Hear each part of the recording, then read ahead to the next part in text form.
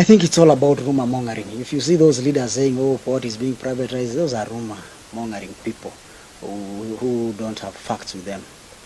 The reality is that there is no port privatization. There's nothing like that. There is what we call concession.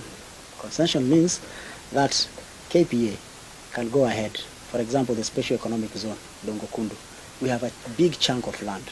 It can go ahead and welcome local and international investors to come and invest there. For example, Taifa Gas is from Tanzania. He comes and invests there. The prices of gas goes down. He gives a lot of jobs to our young men and women in Mombasa and other parts of this country. It creates employment. The government earns revenue out of it, but it remains the property of the Kenyan government, Kenya Ports Authority. That's it. You see, we have another port in Lamu, right? And it's just lying like that, you know, just some few activities going on here and there. And when we are opening it up, we are opening it up for both local and international to come and invest. Where there is investment, the government gets its own tax, people get employed, and life goes on, as long as you follow the rules and the laws of that country, or the lease of that, the lease that you're going to be given. Now, let me ask you something. Jomo Kenyatta International Airport is not the property of Nairobians. It is the property of the entire country. It belongs to the government of Kenya, government of the day.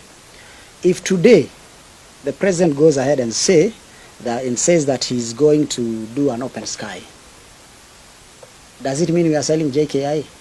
It means that more flights will come in, domestic and international. It means that the prices will vary. For common mwananchi, now he'll have an option to go with his budget. Okay, maybe the only harm is that KQ might end up losing, but it doesn't mean that we are giving out JKIA to foreigners because they are flying now in the country. They are operating Mombasa, Kisumu, they are operating Mombasa, Nairobi, they are operating Kisumu, Nairobi. No, it becomes the property of the government of the day. JKI belongs to Kenyans. It doesn't mean since we have done that, now it's okay, we've sold it, blah, blah, blah. There's nothing that is going to be privatized. For example, there are Kenyans who are inside the port of Mombasa doing business.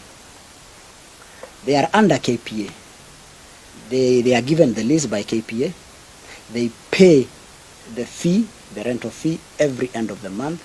They pay the tax. And they employ people, and the business goes on. But at the end of the day, the boss there is the Kenya Ports Authority. You cannot be given a space there and then you start saying that it is mine, it is private, you are going to run. KRA is there, Kenya Ports is there, the government is there. So you cannot just say that now that I'm being given a small space here to operate, now this is my private property. No. It's a lease. You can be given 10 years, 15 years, 20 years. That's it. Just the way you are given lease of properties. If you want to do farming and somebody gives you 40 acres or 100 acres and tells you, I give you a lease of 2 years, you do your farming here. It's the same thing. As a governor is a cool kid trying to play smart or trying to play tough. He knows the facts, but he's lying to the people. You know, I was among the people who were fighting for the port to be back in Mombasa, the operations and everything. And we achieved through the government of Dr. William Ruto. The governor is acting weirdly because one, I can ask him, you have given out, last time we saw Moses Kuria going to Miritini. There is I think close to 600 acres in Miritini where they are doing the industrial park. And the governor himself has invited international investors to come and invest there at the industrial park. Why did he invite them? Why don't he want the other people to invite investors, but he wants only him to invite the investors? Why? Does it mean if the investors are coming for the Mombasa Industrial Park in Miritini, does it mean the land now belongs to the investors? Does it mean that the entire chunk of Miritini Industrial Park belongs to those investors? No. They are going to pay the rates as the rest of the Kenyans. They are going to pay KRA, the tax. They are going to the advantage you have is that they are going to employ a lot of people. So awache kudanganyana. On the other hand, he's saying that, oh, why are you inviting investors? And on the other hand, he's inviting investors on the same thing. We are doing both the local and international. Those Kenyans who have the capacity of doing business, they can 50, 60 acres of land in Dongokundu. Let them do business because they are helping us. Buy Kenya, jenga Kenya. It's a Kenyan investing there. It's a foreigner investing there, depending on somebody's capacity of doing the business. But no one is selling the port. The port belongs to the government of Kenya. And the government of Kenya are the people of this country. In fact, there is no way forward because there is nothing that is bad is happening. There is no debate about this thing.